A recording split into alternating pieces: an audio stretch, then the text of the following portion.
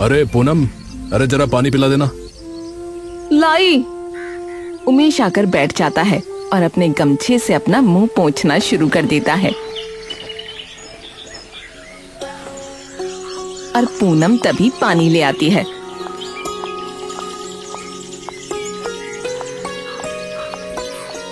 ये लीजिए। उमेश पानी पीकर ग्लास नीचे रख देता है।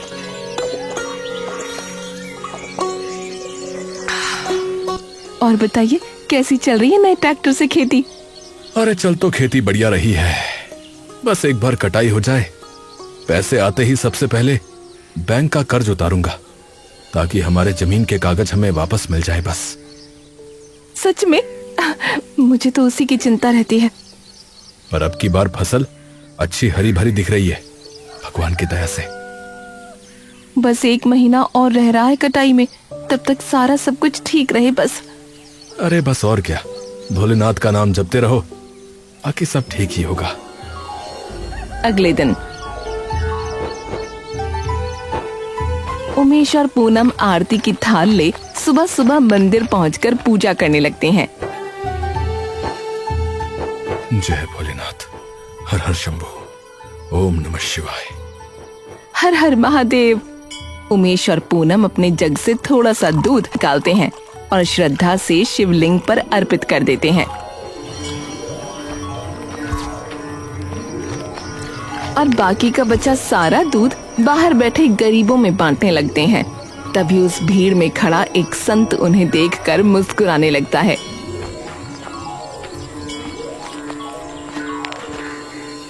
बस बच्चा, मैं तो यूं ही विश्राम करने के लिए बैठा हूं।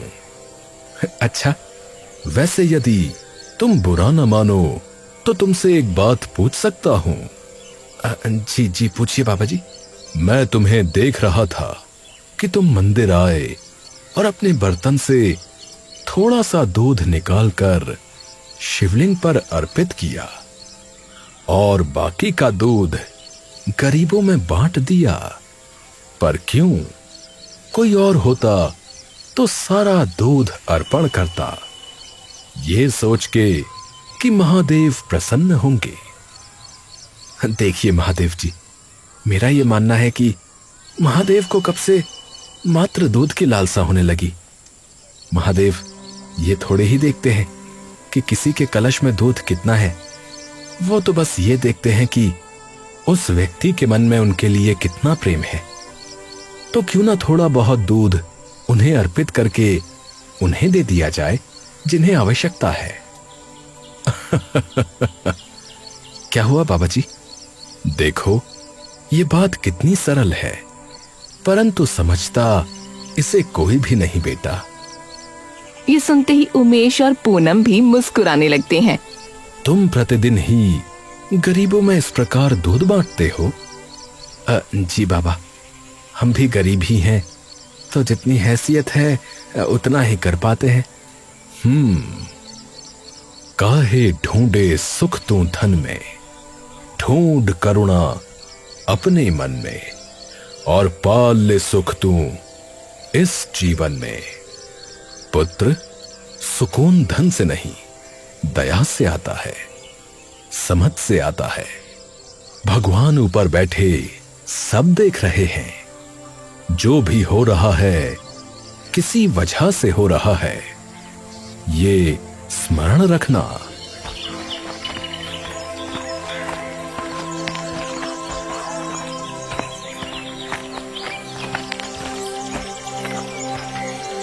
एक महीने बाद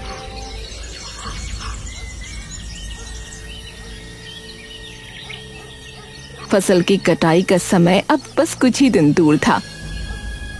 अब बस कुछ दिन और दूर, फिर हमारे सिर पे से सारी चिंताएं हट जाएंगी। सच में? उसी रात उमेश और पूनम उस भयानक गरज में एकदम शांति से सोते रहते हैं।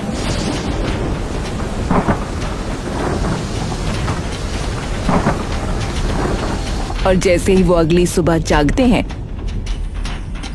उनकी पूरी दुनिया मानो उलट पुलट जाती है। अपनी मेहनत से सींची उन फसलों का ऐसा हाल देख उमेश और पूनम चूर चूर हो जाते हैं। उमेश जी, ये क्या हो गया? उमेश अपनी फसलों का हाल देख एकदम सुन्न पड़ जाता है। अरे अरे नहीं नहीं नहीं नहीं, अरे भोलेनाथ भोलेनाथ, आप ऐसा नहीं कर सकते, नहीं नहीं नहीं नहीं। उमेश और पूनम काफी देर तक यूं ही बैठे रोते रहते हैं, फिर वापस अपने घर आ जाते हैं।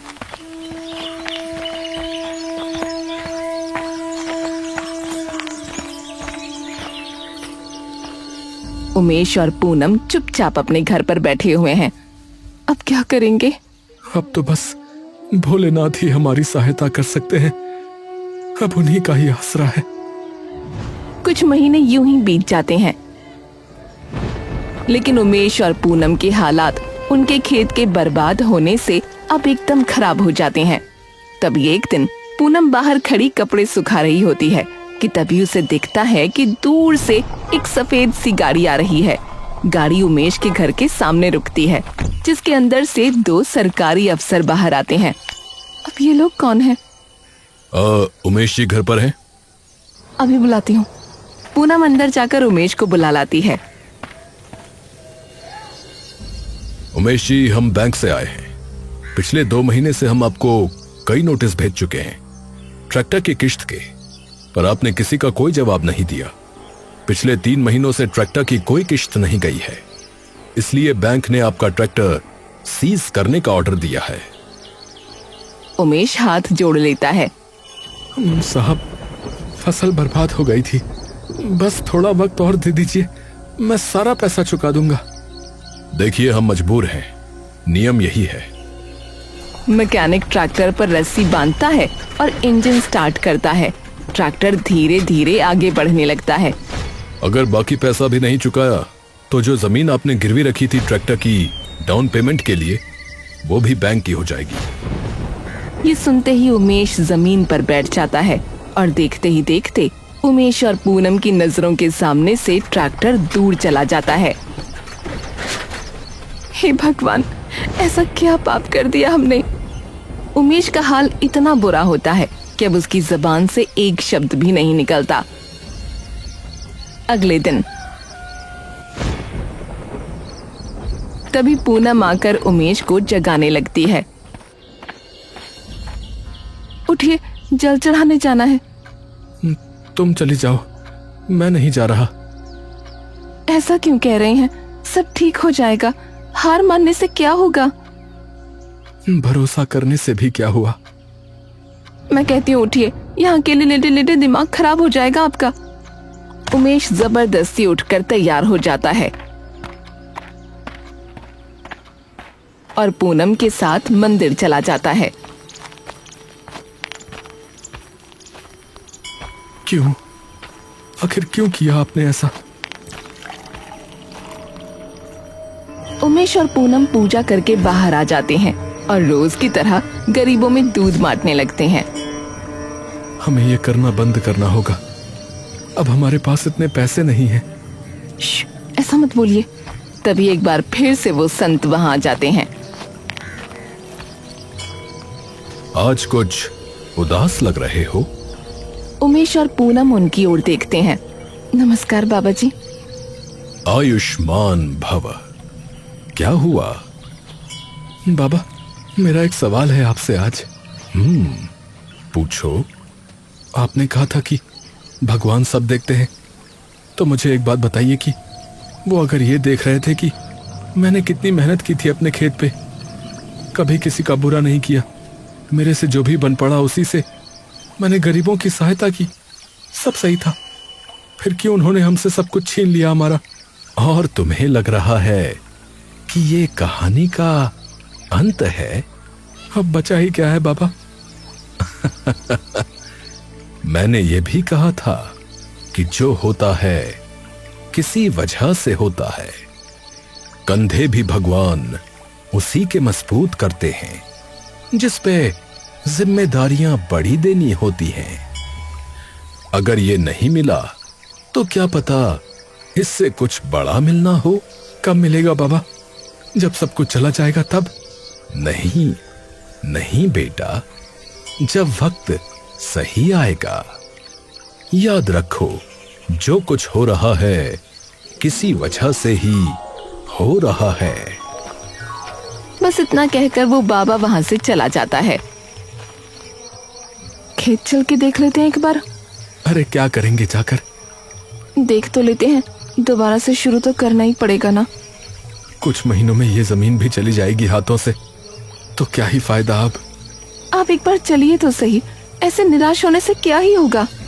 पूनम उमेश को जबरदस्ती उसके खेत में ले जाती है जो पूरी तरह से बंजर हो चुका होता है।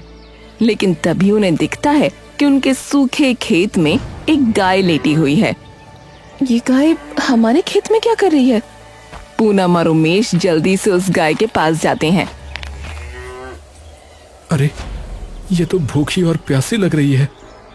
इसे घर लेके चलते हैं। हाँ हाँ चलो चलो। उमेश और पूनम किसी तरह उस गाय को अपने घर ले जाते हैं जहां वो उसकी अच्छी देखभाल करते हैं।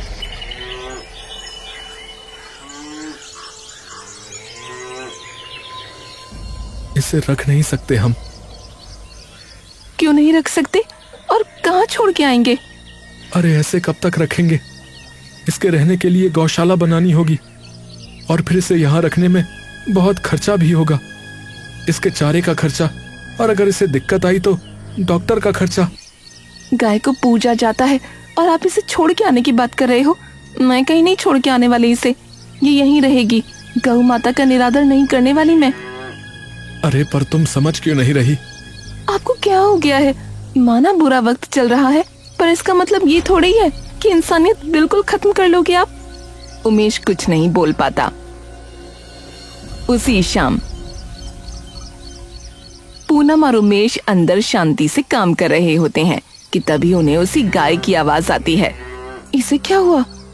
उमेश और पूनम बाहर जाकर देखते हैं।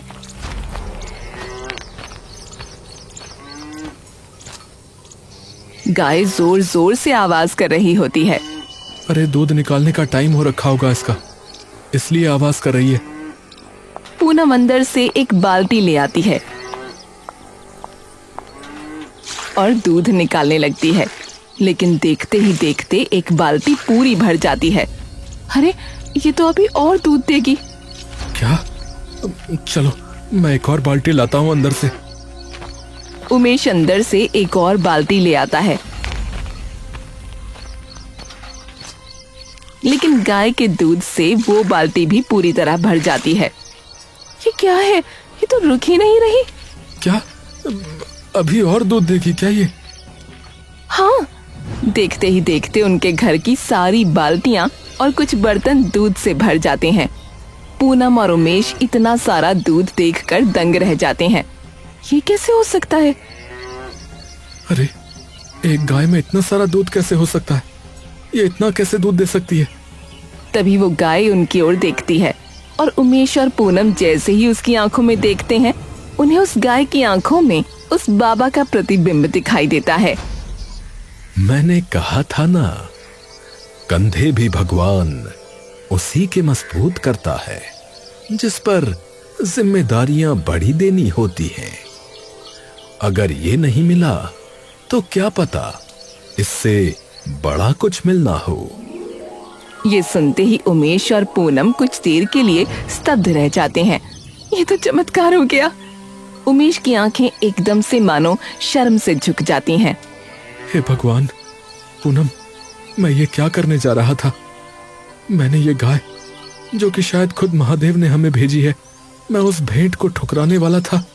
मैंने भोलेनाथ पर, हमारे भोलेनाथ पर सवाल उठाए। पूनम, मैं कहां से इस भेंट के लायक हुआ? संभालिए खुद को।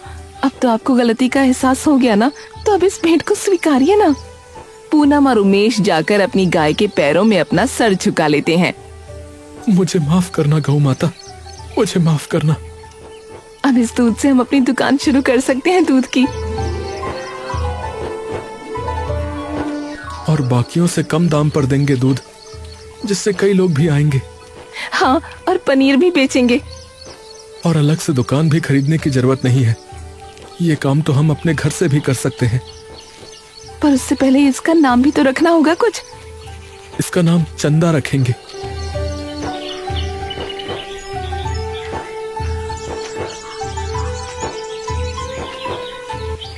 कुछ दिनों में पूनम और उमेश अपनी डेयरी खोल लेते हैं।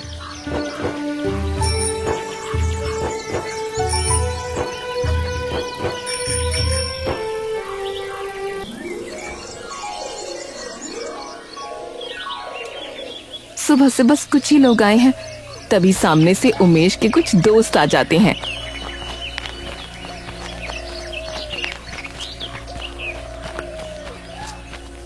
अरे उमेश भाई, अरे कैसे चल रही है नई दुकान है? अरे बस भाई, पहले दिन तो कहाँ ही ग्राहकी होती है, पर तुम लोग आए हो तो कुछ लेके तो जाना ही पड़ेगा। अरे चलो कोई नहीं भैया, तेरा भी फायदा करवा देते हैं। 2 किलो दूध कर दिए भैया। और मेरा पनीर कर दियो भैया, 1 किलो है। ला फिर मेरा भी कर ही दे भाई, 1 किलो दूध। सुबह नहीं लाना पड़ेगा उठ के अलग से। उमेश उन सभी को उनका दूध देकर सारे पैसे बता देता है। क्या बात कर रहा भाई, इतना सस्ता? हाँ भाई साहब, ताकि कोई भी खरीद सके, वो भी जिसके पास पैसा कम हो। भाई तुम्हारा नुकसान नहीं हो रहा है? पूनम और उमेश एक दूसरे की ओर देखकर मुस्कुराने लगते हैं। काहे ढूंढे सुख तू धन में, ढूंढ करुणा अपने मन में, और देख तू सुख आते जीवन में। अरे वाह वाह वाह भैया, अरे कवि हो गए हो, क्या खूब बात कही है भाई। तुम्हारी दया भावना ने, सच कह रहा हूं यार, मेरा मन तो जीत लिया। चलो भाई, इतने खुश हो तो अपने आसपास या जान पहचान वालों को भी बता देना। अरे वो तो हम बता ही देंगे भैया, लेकिन तुम देखना रोज खुद ही भीड़ बढ़ती जाएगी यहाँ। अरे यार, तुम्हारे मुंह में घी शक्कर।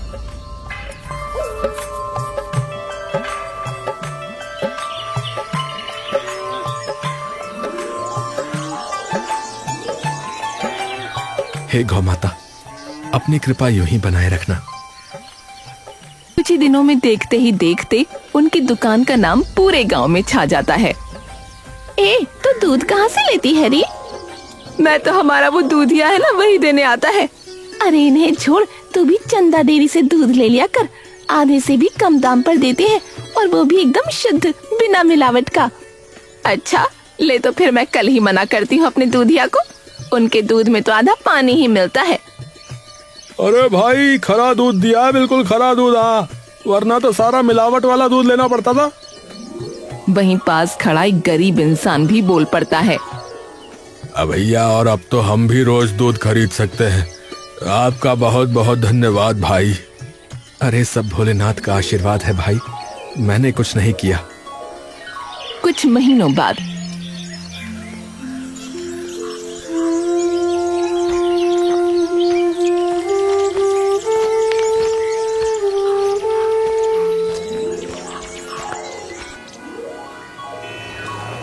बैंक कर्मचारी उन्हें उनके खेत के कागज वापस दे देता है।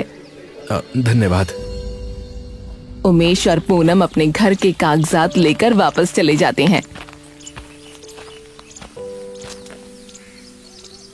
कुछ वक्त तक सब यूं ही कुशल मंगल चलता रहता है, और पूनम और उमेश गांव में अपनी एक और दुकान अलग से भी शुरू कर देते हैं। लेकिन दूसरी ओर गांव के दूसरे दूधिया का धंधा पूरी तरह से चौपट हो चुका होता है। अरे दिमाग खराब कर रखा है इन लोगों ने, हैं? आज तो एक भी इंसान नहीं आया दुकान पे, सारा दूध यूं का यूं रखा है। अब तो जाकर देखना ही पड़ेगा कि माजरा क्या है, ये कैसे इतना सस्ता दूध बेच रहे हैं। कल सुबह सुबह जाता हूँ देखने।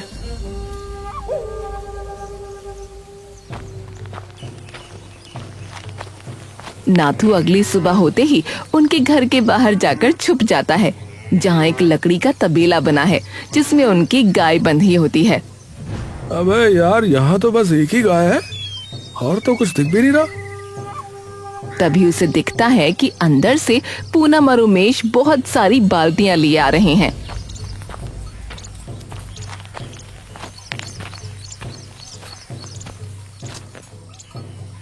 ओ भाई, ये क्या है? इतनी सारी बाल्टियां क्यों लेकर जा रहे हैं यार ये लोग? वो भी एक गाय के लिए? इतना दूध देती है क्या? और जैसे ही नाथू देखता है, उस एक गाय के दूध से ही वो सारी बाल्टियां भर जाती हैं, तो कुछ देर के लिए वो निशब्द रह जाता है। हाँ? चमत्कार! अरे भैया, ये तो चमत्कार है। नाथू ये सारी चीजें देखकर वापस चला जाता है।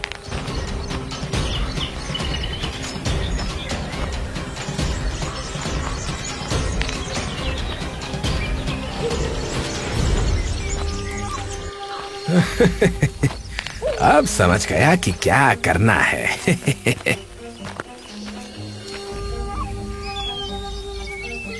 दोपहर होते ही नाथू देखता है उमेश और पूनम घर छोड़कर दुकान आ चुके होते हैं। तब नाथू चुपके से उनके घर जाता है, जहां उनकी गाय बाहर बैठी होती है। नाथू इधर उधर देखकर उसे अपने साथ ले जाता है।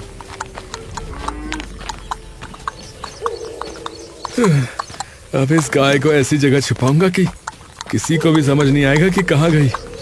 ये गाय तो इतना दूध देती है कि 4 दुकान खोल लूं दही दूध की। अब तो पैसों की बरसात होगी, अब तो पैसा ही पैसा होगा।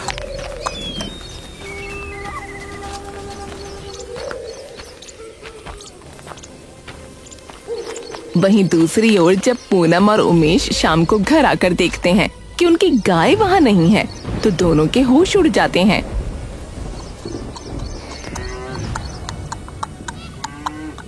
हे भगवान, चंदा कहाँ गई? उमेश दौड़कर इधर उधर देखता है, लेकिन उसे वो कहीं नजर नहीं आती।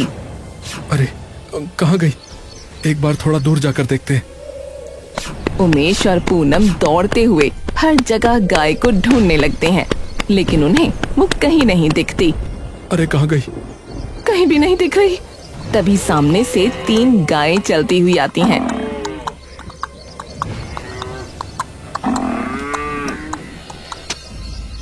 इनमें तो नहीं है। नहीं, इसमें से तो कोई नहीं है। ये तो यूं ही गलियों सड़कों पे घूमने वाली गायें हैं। तभी उमेश के चेहरे पर अनोखी सी मुस्कान आ जाती है। क्या हुआ?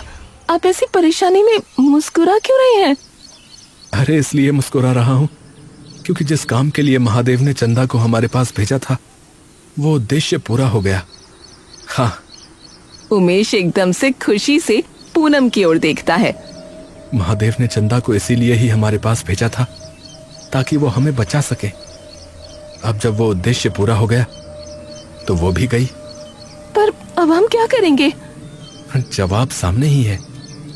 हम जब भी बाहर निकलते हैं तो कितनी ही गायें भूखी प्यासी सड़कों पर गलियों में घूम रही होती हैं कि शायद उन्हें कोई रोटी ही दे दे। तो अगर हम उन सभी गायों को अपने साथ ले आएं तो उन्हें बसेरा मिल जाएगा और हमारा काम भी वैसा ही चलता रहेगा, है कि नहीं? हाँ, ये सही कहा आपने। शायद चंदा गई ही इसलिए ताकि हम इन गायों की मदद कर सकें। हाँ, और याद है उन बाबा जी ने क्या कहा था कि जो कुछ हो रहा है वो किसी वजह से ही हो रहा है। उमेश और पूनम उन गायों को लेकर अपने घर चले जाते हैं।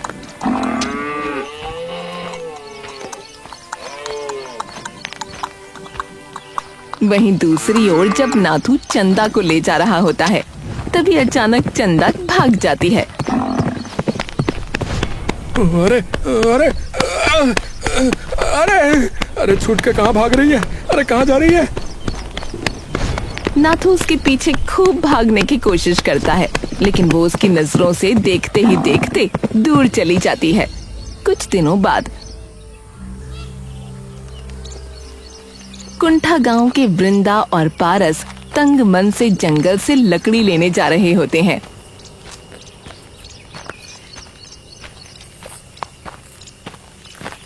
कब तक यूं ही लकड़ी बेच बेच के काम चलाएंगे? और कोई चारा भी तो नहीं है। सारी जमीन और घर तो भैया ने हड़प लिया। कोई नहीं, भोलेनाथ सब सही करेंगे।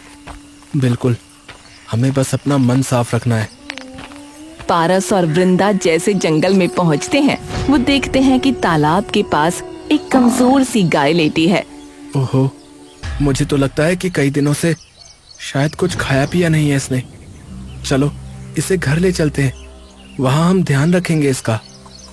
पारस और वृंदा भी उसे घर ले जाते हैं और चंदा उन दोनों की तरफ देखने लगती है। लगभग 1 साल में उमेश और पूनम अपनी एक गौशाला बना लेते हैं, जिसमें वो कई सारी गायों को इकट्ठा कर उनकी रोज सेवा करते हैं। वहीं दूसरी ओर चंदा के आने से खुशहाली छा जाती है और आखिर में उन्हें भी अपनी सच्ची श्रद्धा और सच्चे मन की वजह से खूब तरक्की मिल जाती है। क्योंकि चंदा हमेशा उसी के पास ठहरती है जिसका मन सच्चा और साफ होता है।